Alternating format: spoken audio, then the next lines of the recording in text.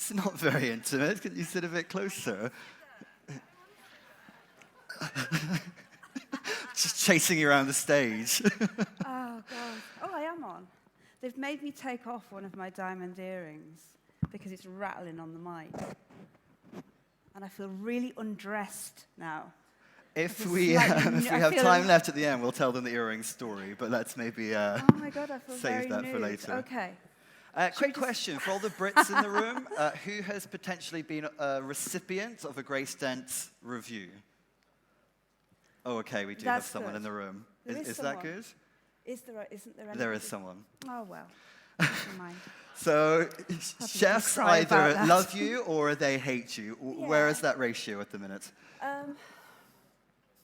Well, I mean, it divides exactly down the middle into who I've been nice to. If I've given somebody a fantastic review and changed their lives, then obviously they agree with everything that I've said. And everybody involved with that does, from the person that put the tiles on the bathroom walls to the people that were the investors, and everybody's really into it and they all love me. Mm-hmm. But when I'm not nice, then I'm an absolute bitch that knows nothing about food. With a very limited palate. Well, you do give some people very nice words. And then I have to, but I mean, the thing is, you do learn to, you learn to kind of, I always, have flat shoes in my bag so that I can kind of get out of places quite quickly. Because, I mean, the thing with chefs are that, they don't get a lot of fresh air. Mm-hmm. So they're angry. I mean? And they've kind of got a bit of a God complex. Yeah. So, very often I'm the first person, for lots of reasons, I'm often the first person that's actually said that their restaurant has faults, like any faults, because, a restaurant goes through, it has all of its meetings and it forms a concept and it gets all its backing, and then they build the bloody thing, and then they have all their friends in, and all of their friends eat the free food and say, isn't this absolutely bloody amazing? This is the best thing in the world. And then they ask the influencers in and they give them free things, and the influencers say it's great. And then after the paint's dried and, the chef's already left because he's been caught shagging one of the waitresses and everything started to fall to pieces. And then after about 4 weeks, I come in as a normal punter, a diner rather, and then I've got 800 words to fill. And I mean, I don't go in hoping for a hatchet job, but I am very often the very first person that says, I am often the very first person that says what's actually being said. Yeah. But sometimes the words are lovely. Yes. I mean, delicious bedlam. I feel like I've lovely. gone far too far away from you now. Do you know what? I feel like a Dalek. On Doctor Who? Yeah. Sorry, go on. Elegant, hearty, jolly, magical. Lovely review. And then there's, I'd have been better fed if I'd been kidnapped. Not so nice. There are more staff on the floor swaying and mouthing nonsense than at the closing number of Live Aid in 1985. I like that one. Not remotely fun. It was a quite succinct one. So hang on, these are me? Are these all things I've said? Okay. My impression's not very good. It would have been better probably if you'd read them. But so as journalists, we have this tendency to be experts in the hit and run. Yes. We kind of write our copy, we fling it off to some editor, and we don't look back. But with you, there's obviously quite a lot of impact that these words have on businesses. How much consideration do you give to that? Well, probably it really depends, right? How much consideration do I give? If it's a very small business, and it's family run, or it's tiny, it's independent, and I've snuck in and I've had dinner and it wasn't great, I give that so much thought. And very, very often at the end of the year when I'm looking at my desk, I've got piles of receipts. I'm going to turn around a little bit, sorry, I've got piles of receipts that I haven't... We're not on either. And now we're in Sorry, the camera's trying to keep up, so we're going to have to stay in one place. I'm just going to keep moving around. I love it. So yeah, I've got all these piles of receipts that I haven't even claimed for, because I feel it's completely it's unethical for me to go in and say this restaurant was crap when it's just not good. If it's a really big, ballsy launch with billions thrown on it, and that's quite a nice, clean kill, you know, it's quite ethical, and you could like, you know, that is when you can really, you can kind of, because, you know, people, I don't care if, I don't care if, you know, some footballer or something who's put a load of money into some kind of cuisine that he invented in his back garden. Do you know what I mean? And he's gonna, I don't care if he thinks that that is crap, because he probably thinks it's crap himself. He probably went to one meeting before he signed it off and put his face on it, you know. But do I give it a lot of thought? I give some more thought than others. Some of them keep me awake. And you know, it's never very nice to come face to face with chefs that you have said things about, but you just have to, you know, you have to. That is the hard part of the job.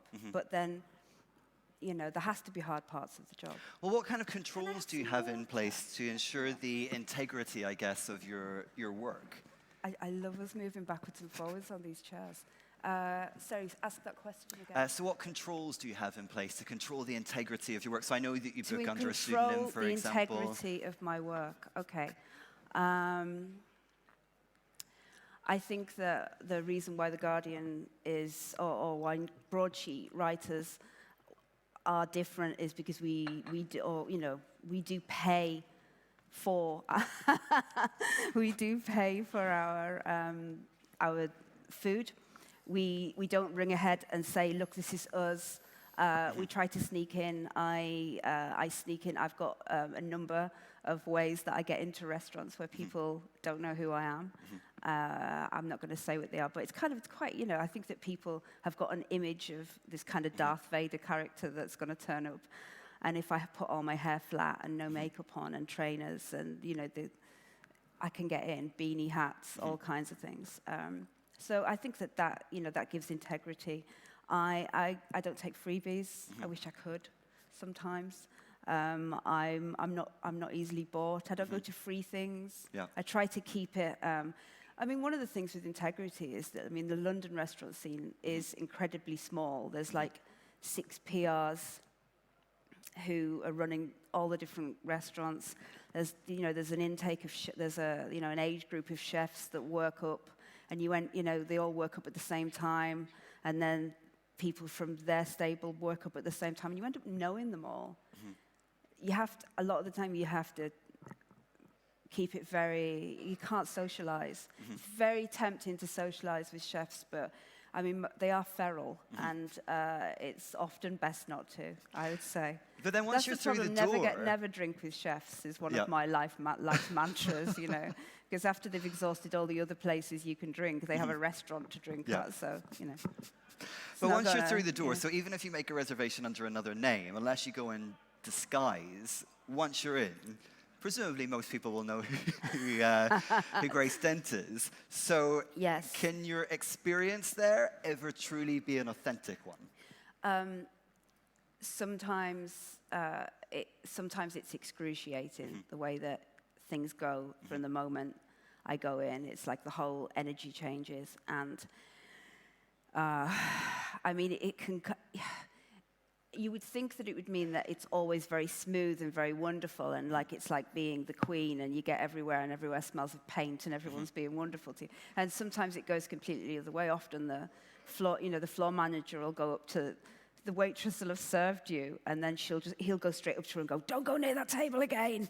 He needs to get somebody more senior on." And then there isn't anyone more senior there, and then no one comes to see you. And you know, the kind of chefs arriving mid-dinner, kind of pulling his trousers on because he was asleep upstairs, a pillow crease up his face, and I don't know whether. It doesn't mean that I always have an amazing experience. I often have very, very, very bad experience, I think, yeah. And when you're writing your copy, of course, it's a very subjective thing. So yes. To what extent are you writing from a place of personal opinion, and to what extent are you also thinking about the value that you're offering the Guardian readers? Well, I mean, the restaurant critics were there to primarily write interesting copy for the newspaper. I'm not there on behalf of the restaurant industry. I mean, it might seem like I am sometimes when I'm championing people and bringing people up, changing people's lives overnight. But really, my responsibility is to file 52 times 800 columns, 800 words a year, and more at Christmas when all the other Christmassy things start happening. And I always think that, 97% of people that read my columns are never going to go to the restaurant, ever. They simply want, my column comes out on Saturdays, and I always think that, people want to live vicariously through me, and, I think a lot of people who read The Guardian just really want to read something kind of on the loo while they're hiding from their own children. I often think that they're just literally in the bathroom going, oh, just give me 10 minutes to read this and remember what it was like to go for dinner before the children came and spoiled everything. And it's that kind of, I am writing entertaining copy. It's not that I'm doing that to kind of, I don't want to sabotage anyone's business for laughs. Never, never, never. However, my job is, I write about eating pasta in a white room made of tiles, 17 times a year. I have to be able to do that in an incredibly, in an exciting and interesting way that keeps people coming back. Would you go to a restaurant based on a review that you've read in the newspaper? Depends who'd reviewed it.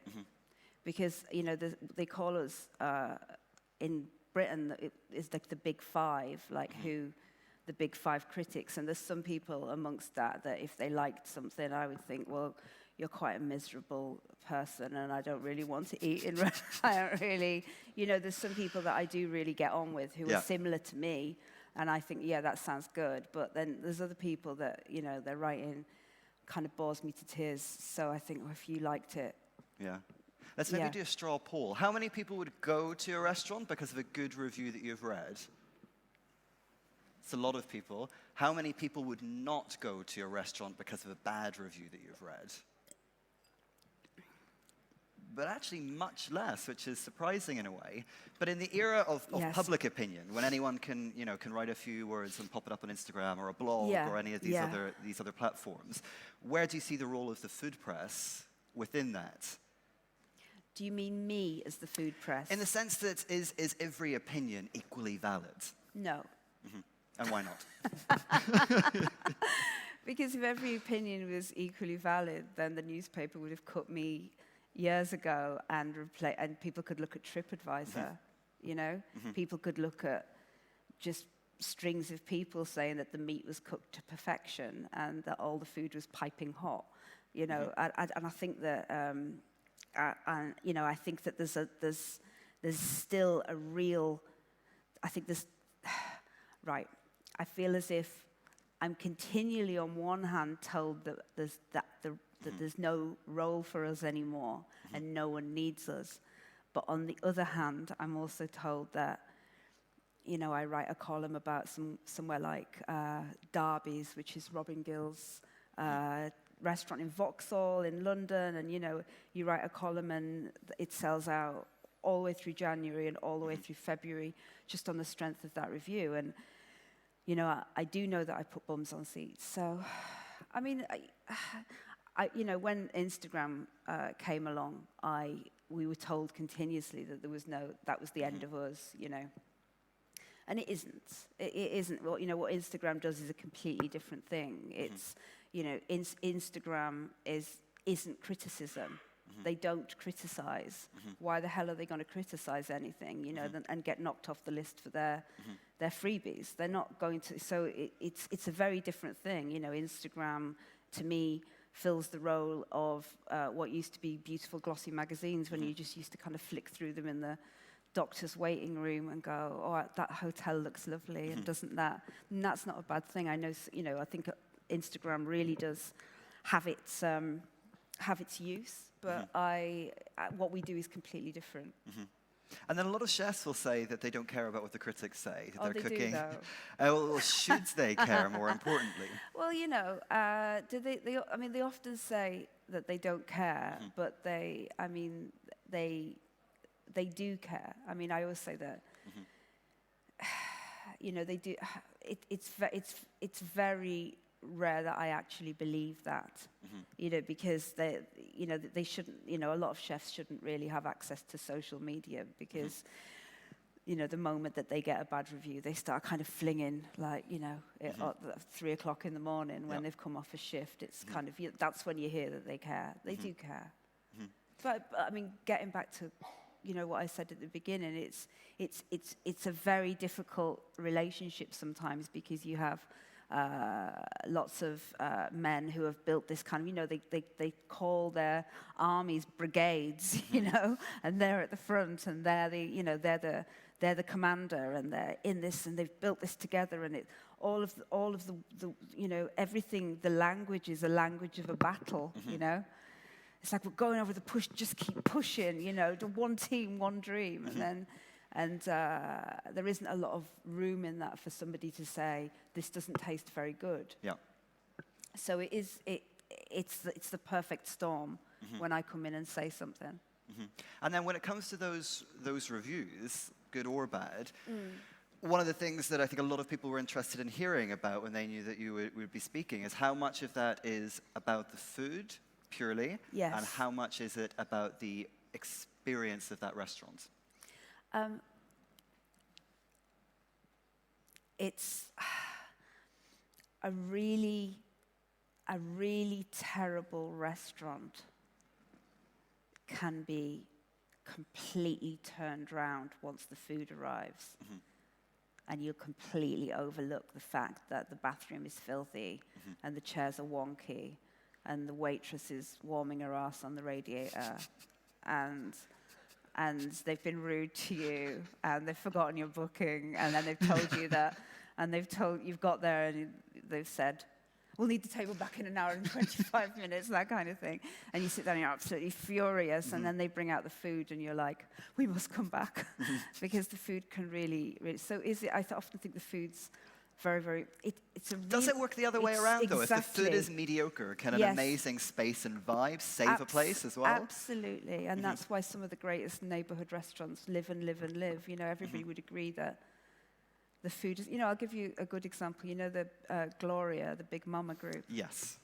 I mean, I do love their food. I think their food is great. They've swept into London and they're serving kind of, crazy pasta dishes. And is it the best pasta in London? No, of course. Is it the best lemon meringue pie in London? No. Is it the greatest atmosphere when you get swept into that place and, you suddenly feel like bloody Sophia Loren in 1950 and, all the waiters are God knows where they get them from, Italy, fantastic, and gorgeous waiters and, gorgeous cocktail bar and it's a scene. And I always say when you walk into a restaurant, people kind of say, oh, how do you decide whether you love a place or not? How do you decide? We all decide. You walk into a restaurant and you sit down, and when they're giving out the menus and, do you want water? Do you want this? If you've looked across the room and already seen a bigger table and started to think, I should come back here and you're already mentally thinking before you've even tasted anything, you're thinking, oh, that table over there for 6, I could bring my mum and my dad and that's when you know that they've got that kind of magical, because like a restaurant's like an orchestra, isn't it? There's like all these different bits going at once, and you don't notice how beautiful and in tune it is until one person's kind of playing a drum out of beat. So, but I'm addicted to restaurants. I'm absolutely, it's my life. I eat out continuously. When I woke up this morning in London, I was very tired, and I realized I'd promised you that I'd come to Amsterdam. And I was packing a case at 5 in the morning, and the thing that was keeping me going was the fact that at one point we will go into a brand new restaurant that I've never seen before, and they'll put a menu in my hand. And, you know, it's like a really pure high, you know? It's a beautiful, pure, ethical high that, you know, that hundreds, you know, millions of people, once they've got into their 30s and 40s and they can no longer go out and dance till dawn, you know, this is our clubbing. Yeah. This is our being, you know, and it never gets, turned me off. Oh, no, they haven't. I thought they would just turn the mic off. Yeah, sorry. Yes, go on. But then actually, for someone that loves restaurants in the way that you do, and knowing the impact that a review in something like The Guardian I wish can people have. wouldn't listen to me sometimes. That's the whole thing. But the plus side is that you can transform a business. I absolutely so with that in mind, do you ever feel a little bit of a responsibility or just a desire to maybe highlight some of those lesser discovered spots, knowing that actually a great review and somewhere that was dead can now be booked up 6 months in advance because of something positive that you've said in the newspaper? I mean, I do that. You know, on Friday I reviewed just my favorite fish and chip shop up north. And they didn't know they were going to get that review. I just wanted to write about, it was just like, it's a kind of a horrible Brexit thing, really, that like trying to find the positives. Sorry, let's not even talk about that, but the positives, you know, in British food. And so I wrote about that shop. The problem also with things like that is that you have kind of spoiled it. It'll never be the same again once you've said it. You know, whenever I say, I've got this little place and I really love it, and it's like this little cafe in a garden centre, or it's a little fish and chip shop, or and I always end up putting 50 words at the end of the review going, don't go there and be a dickhead, you know. Sorry, I feel like I can say whatever I want after this the has been much less sweary than the previous one, so I think you've got I mean, his restaurant sounds frankly exhausting, to be honest. Frankly, it's like... It's just literally, it's like, once I'd got through was there a questionnaire involving my favorite sexual position, and then I had to go into a place called the G-Spot, and he insulted me for an hour. It's like, I'll just get room service, it's all right.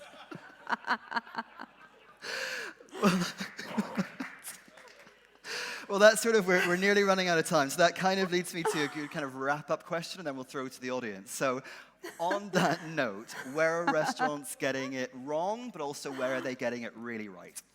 Oh, God. You know, I can't say that these high-concept restaurants are always a bad idea, because I'd love to say, everybody stop being so bloody pretentious, but then... if it's done fantastically, it is magical. It is, you know, Tom Aitken, new place in London called Muse, and he refuses to give a menu, and you have to give him 200 quid up front before he'll book you in, and then it's another 250 once you get there, without even hardly drinking. And the dishes are called things like conquering the beech tree. When I was a child, I had a beech tree in the garden, and I tried, and literally it's a paragraph. That's the dish, you know, and it's right, you know. And when he announced this restaurant, like food critics all over London, you know, they were literally, some people were going to lay an egg. They were so excited with like anger, you know. Oh, and I thought, do you know something so willfully bizarre about this? I thought it's like, it felt to me like really almost painfully confessional restaurant, like Tracy Emin's bed, you know? It felt like, and I thought, I need to see this. And I got there the other night. It's this tiny little Muse house. And I got there and I thought, oh God, I hope he's not in. I really hope he's not there. And I could see him right away, just standing in the window of the Muse house, like the first guest at his own house party. And I thought, oh, shit. And I thought, right, so I went to the pub and had a gin and tonic to to get my nerve up to go in. And he brings every dish to you and explains it all. And it's every bit of it is like a little chapter of his life. And, you know, again, everything about it on paper, you know, it's like, oh, God, these pretentious chefs, so it's so... But I loved it, you know? And I just loved that restaurant. By the end of it, I just wanted to pull up a chair and go, look, are you all right? Are you all right? Do you know, like, because it was like I'd been on like a kind of primal therapy with him. So I can't say that all these kind of... I do sometimes have a problem with these incredibly pretentious, you know, this kind of like, oh, sex and shagging and being insulted and all of that. You know, I've seen that in restaurants since. Do you remember that guy, Alvin Leung, the demon chef? Yeah. You know, that was about like 5 years ago. I went to his restaurant and he gave me a sugar spun condom that somebody had spat in. And it was called Sex in the Beach. And he wanted me to pay £15 extra for it so he could give it to charity or something. The dinner was £678. I literally had such existential woe after that about what I was involved in that I couldn't write for about 4 weeks. So you know, there's ups and downs to that type of thing. What about the ones that try to be sort of everything except what they are? The ones where it's like, we don't have a menu. We don't have meat. Actually, you don't have food. We're not even a restaurant. You can just go and stand in a parking garage for an hour and pay us 150 quid. We serve family style. We don't have any waiters. We're going to put it down. It comes as it's ready. Okay, cool. I'll just have this ice cream and this bread then. Thank you. Yeah, it's. I think it can completely work. I think that, you know, some restaurants are like. Is the word a mirage when you're in the desert and you're moving towards something and it's not really there? I think a lot of some restaurants only exist in the minds of 4 people, and it's the person that wrote the press release, the chef, the backer, and the chef's wife. And it only belongs, and you kind of, they'll say, oh, come to this restaurant, and it does all these amazing things, and you get there, and it's actually like a side room in a hotel, and it doesn't serve any of the food that you were promised. So, yeah. But not being able to ring a restaurant drives me absolutely mad. Yeah. Do we have time for any questions? Come on, let's have a question. Time for one question. We've got a like, hand straight up, so Iran. Oh, no, it's the person I was horrible to, wasn't it? No. But you should go here. It's a very good restaurant. Hello. Hello. What, sorry? Is it a question or is it a comment? No, it's a question. Okay, go on. How do you choose the restaurant to... Thank you. How do you choose the restaurant to review? Why they're usually in new places? Usually there are new openings. And lastly, do you believe in second chance? Do I believe in second chances? Because I'm a chef, and I know sometimes things can get fucked up. You know, like sometimes things get burned. A waitress had a bad day, and you just like. And do you believe in second chances? Say like, okay, I have it. There is a potential here, and maybe I'll come back. How do I choose the? That's 3 questions. Yeah. How do I choose the restaurants? Right, so in London, there are about 300 openings a year, maybe. And you get very good at going through the list, and some of them jump out. It's an amazing chef. It's his first venture. It's an amazing chef that you know from somewhere else, and they've went out by themselves, or a kind of cuisine that isn't being represented very much, or, you know, that things just jump out. And you would know as well. You know what's exciting, and kind of a lot of restaurants are the 4th or 5th restaurant from somebody. So you kind of have your list, and it's amazing that out of 300 restaurants, the amount that me and the other critics will all go for the same ones. There's actually a very small amount of ones that you want to review. You've also got to try and keep it fresh for the reader, so you have to go... they'll want to hear about, they want to hear what Tom Aikens has done, and they want to hear about this amazing type of Chinese cuisine that from a province that they've never heard of before, and then the next week, you kind of have to kind of shake it up, keep it going. So, how do I choose them? And then once that's happened, so me and Jay Rayner, do you know what I mean? So me and Jay, we both work for the same kind of newspaper group, and then we fight it out amongst ourselves, who's going to get what. But we don't talk to each other directly because it gets really nasty really quickly. So we have like a wrangler in the middle who kind of brokers it. But then we kind of, we trade. Sometimes, I shouldn't say this. Sometimes we go in and and one of us will say, I'm just not doing it for different reasons. And then the other one will go, well, then can I do it? And second chances, yes, definitely. Nobody is above improving. But then I often think as well that, if you go into a restaurant as a normal paying customer, you don't go in and say, oh, well, the waitress was really rude and there was a hair in my omelette and, and there was no loo paper in the toilet and 6 of the items are missing, but let's go back again next Friday and give them another chance. Like, nobody does that. So I do try to... one of the other problems is that years ago, the restaurant criticism was the old school, the old greats. They would go 2 or 3 times, and there was so much money in print that it would be somebody's absolute full-time job to go 2 or 3 times. And those days are gone. We are, I have other jobs because I have to. So we often only get to go 1 time, and I don't feel particularly good about that sometimes. That was 3 questions. Yeah, you got a lot in. We're massively over time, so let's give it up for Miss Grace Dent. And I feel like we should rearrange the chairs. Well, that was an awesome interview. Thank you very much.